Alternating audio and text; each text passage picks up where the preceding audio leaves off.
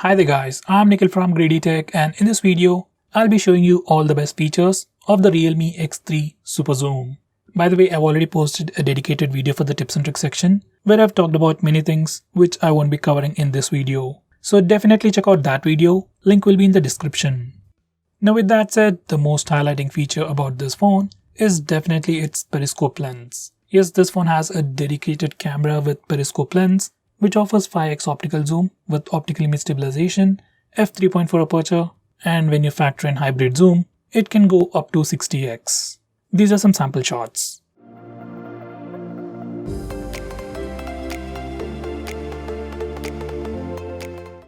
Next, this one also comes with some great cameras. Well, it has a 64 megapixel primary camera with Samsung GW1 sensor, and for selfies, it is a dual camera setup with a 32 megapixel primary camera with Sony IMX616 sensor and an 8 megapixel ultra wide angle camera as well, and that too for taking selfies. These are some sample shots.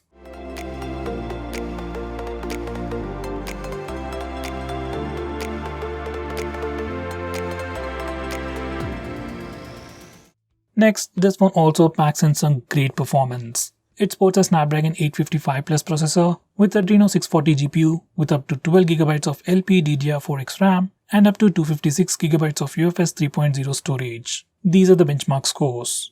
Right now, it's definitely not the best phone out there in terms of performance, but definitely it's like the second or third best phone out there. Considering the price to value ratio, it's definitely a great buy, especially for gamers. Next, this phone also comes with a pretty amazing looking display. It is a 6.6-inch Full HD Plus display with 120Hz refresh rate protected by a Corning Gorilla Glass 5. It is definitely one of the best displays in this price segment. So it's gonna be great for playing games, regular usage, and especially for media consumption. Inside the box, we get a 30-watt dart charger, which can almost completely charge a phone from 0 to 100% in less than an hour.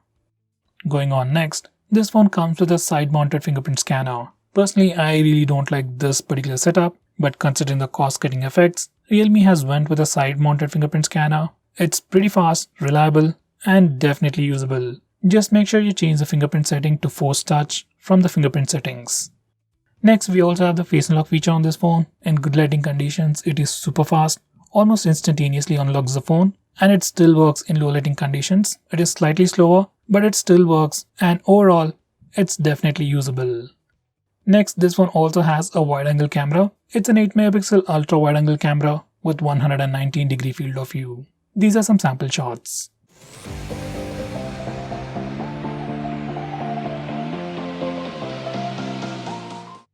Going on next, this phone also has a dedicated camera for taking macro shots. It's a 2 megapixel camera with f2.4 aperture, which allows us to take macro shots up to as close as 4 centimeters.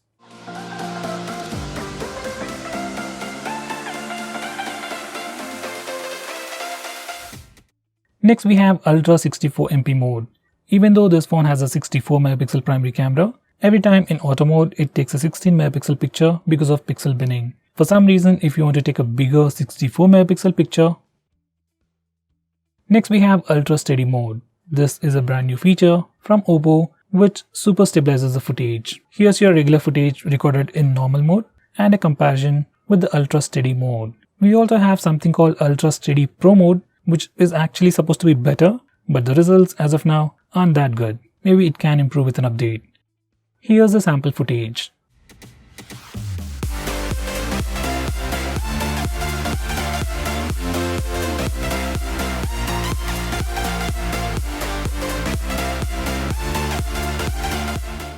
Next, we have Nightscape for both the front and rear cameras. Yes, unlike most of the phones, this phone supports Nightscape mode for both the front and rear cameras, which is supposed to improve pictures in low lighting conditions. These are some sample shots.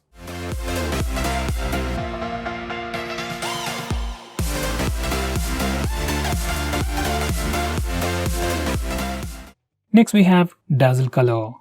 Now this is a very unique feature available only on this phone or Realme and Oppo phones. And once you turn it on, everything will pop out, colors will look super saturated, and images will look very pleasing. Next, we have portrait mode for both the front and rear cameras. Now this isn't a very big feature, it's been around for many years, so I won't talk about much. These are some sample shots.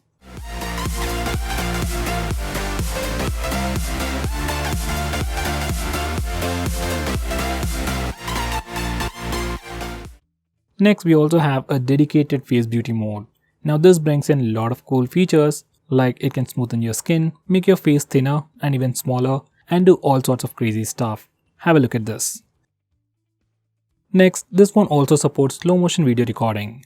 This phone can record at 120fps at 1080p resolution, 240fps at 720p resolution, and an insane 960fps at 720p resolution. Here's a quick sample.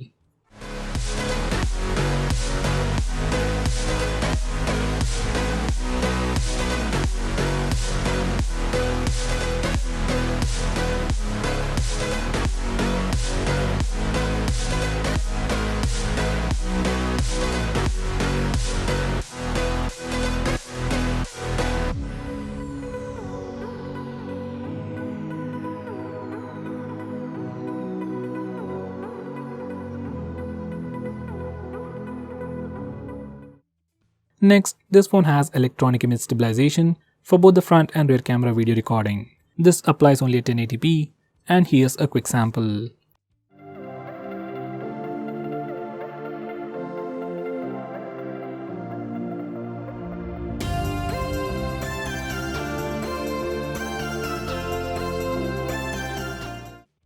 Next, this phone has support for recording video in 4K resolution.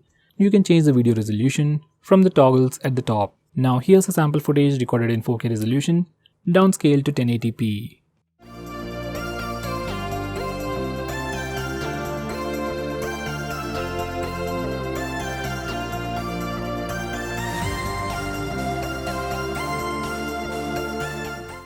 For the rear camera, it has just one gesture, that's tap to take pictures. Just enable this feature and touch the preview window to take a picture. Now for the front camera, it also has the palm gesture, and once you enable this feature, whenever your phone sees your palm, it takes a picture in 2 seconds. This feature is really handy for taking selfies. Next we have Pro Night mode. In night mode, if you enable the Pro toggle, you get more options to manually control like adjusting ISO, shutter speed, white balance and more. Do give it a try. Next, this phone also has Dolby Atmos sound enhancement. Now this feature is only available for the headset, and if you're using a headset, it can definitely improve your overall audio experience. We have a new navigation gesture called swipe from both sides. Now once you enable this feature, you can swipe from the bottom to go home, swipe and hold for recent tabs, and finally swipe from the left side or right side to go back a step. Next we have the old style swipe up gestures. Now once you enable this feature, you can swipe from the bottom right or bottom left corner to go back a step.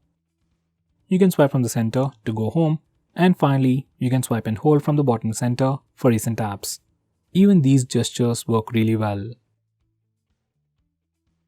Now going on next, we have a super handy shortcut to trigger Google Assistant with the power button. Once you enable this feature, you can long press the power button to trigger Google Assistant. It's a nice feature and can be quite useful while using the navigation gestures, but I don't think this power button will last longer if you use it continuously.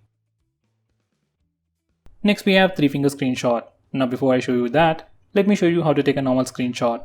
On any Android phone, if you want to take a screenshot, press the volume down button and power button both at the same time and your phone will take a screenshot. It is as simple as that. Now for some reason, if that's a bit difficult for you or if you need something more easy, you can enable this 3-finger screenshot gesture. Now once you enable this feature, you can simply swipe down using 3 fingers to take a screenshot. Personally, this is my favorite feature or my favorite way to take a screenshot, and nowadays most of the phones support this feature. Now going on next, we have long screenshot. Now to take a longer screenshot, first you need to take a normal screenshot. You can either use the buttons or the gesture. Now once you take a screenshot, you get this preview. Now click long screenshot. Now just scroll the page up as long as you want to take a longer screenshot. Now going on next, this one even comes with screen recording. I really don't know why you want to record your screen, especially on an Android phone, but for some reason if you want to record it, you can start it from the notification toggles, or you can also use the smart bar, which can be accessed from anywhere by swiping on the right side corner. You can stop recording by clicking the stop button on the floating bubble. Next we have flash on call. Once you enable this feature, every time you get a call, flashlight on the phone blinks to give you an indication. This feature can be quite useful when your phone is in silent mode. Next we have a feature called Vibrate when you answer an end call. Just like the name suggests, every time you answer a call, or end a call, your phone vibrates. It's not a big feature, but adds to the overall experience. Next, we have a feature that identifies unknown numbers. Once you enable this feature, whenever you get a call from any unknown number, your phone will check its online database and try to find the contact name. This can be quite useful to check spam calls. Next, we have a feature called Screen On End Calls with Power Button. Once you enable this feature, you can end calls by pressing the power button when the display is on. When the display is off, clicking the power button just turns on the display. Next, we have split screen mode. Now, split screen mode has been on Android for a very long time, but on this phone, we have some more features. Now, to start a split screen mode, as always, you can simply press and hold the recent apps button. Or on this phone, you can also use the 3-finger gesture. Simply swipe up using 3 fingers to open the current application in a split screen mode. You can choose a secondary application from the list below. Personally, I like this gesture and I wish every other phone has it. Next, we have some screen off gestures like double tap to wake. Just enable it and double tap the screen to wake it up. Next, you can draw an O to open the camera application. We can also draw a V to toggle the torch. We can also draw characters like greater than or less than for music controls. And finally, you can add custom gestures like you can draw a W to open WhatsApp, M for phone dialer, and so on. Next, we have raise to wake. Now, once you enable this feature, you can simply raise your phone or pick it up from a table and your phone wakes up and then displays the lock screen. Next, we have flip to mute incoming calls. Now, just like the name suggests, once you enable this feature, you can flip your phone to silence an incoming call. Next, we have one-handed mode. You can enable this feature from the toggles, and once you click on it, screen size will shrink and your phone becomes much more usable one-handed. Once you're done, you can click the button on the top corner to go full screen. Next, we have digital well-being. Now, this is a feature from Google that tracks all your usage on your phone and gives you a complete analysis of which apps you're using more, and then helps you limit your usage and block notifications from those applications. Next, we have wind down. This feature is part of digital well-being, which can help you sleep faster at night. Using this feature, you can schedule your phone to turn on grayscale mode and do not disturb mode automatically at a specific time. Next, we have OC visual effect. This feature slightly improves the picture quality of the display by making content from apps like TikTok, VMate, and more look more pleasing. It does work, but right now only few applications support it, and it does drain your battery. Now, going on next, this phone has a very unique feature called Smart Sidebar. It is enabled by default, and this is how it looks like. You have some quick shortcuts, quick actions, and some quick applications. You can access it from anywhere. Even while watching videos or playing games in full screen mode, you can swipe near the notch area to bring it up. From here, you can quickly launch applications, take a screenshot, record the screen, block banner notifications, and finally open few applications in a floating window. Next, we have Assistive Ball. Now, just in case if navigation gestures are not really your thing, but you still want a much more immersive experience, you can enable Assistive Ball. Once you enable this feature, you'll see a floating bubble that can do multiple actions. Now, first you need to select the operation mode. You have gestures and tap mode. I'll go with gestures. Now you can tap once to go back, double tap for multitasking, and touch and hold to go home. If you select tap, once you click it, you just get additional options, just like the iPhones and iPads. Now this is another way to interact with your phone and gives you a much more immersive experience. Next, we have Night Shield. Now, once you enable this feature, it puts a warm tint on the screen and thereby filters the blue light. According to research, blue light emitted by our displays affects sleep at night. So to prevent that, we have this Night Shield mode, and you can enable it manually or schedule it to automatically turn on or turn off at a specific time. Next, we have Startup Manager. Now, just like the name suggests, it's a feature that allows you to stop applications from auto-starting in the background. Now, most of these applications automatically start in the background and then drain your battery life. And for the most part, just applications like maybe Instagram or WhatsApp needs to be allowed to auto-start. So you can disable auto-start permission for all these applications and further improve the battery life. Next, we have an app lock built into the system. And unlike most phones, we can unlock locked applications either by using the password or the fingerprint scanner, and even by using the face unlock feature. So if you're already using face unlock feature on your phone, most of the time you won't even see the lock screen. Now, because of this one particular feature, You can lock any application you want and you won't be inconvenienced in any way. Next we have clone apps, which is a feature that allows you to use two instances of the same application. Like you can have two WhatsApp accounts, two Facebook accounts, and two Instagram accounts on the same phone. This is definitely a very handy feature, but it is still limited to only very few applications. Let's say if I want to use two Paytm accounts on the same phone, we can't do that. Next we have Gamespace. Now this feature or application just tries to improve your gaming experience and gives you a lot more cool features. Now once you add all your games to this Gamespace and then open that game, your phone will divert all the resources to improve your gaming experience.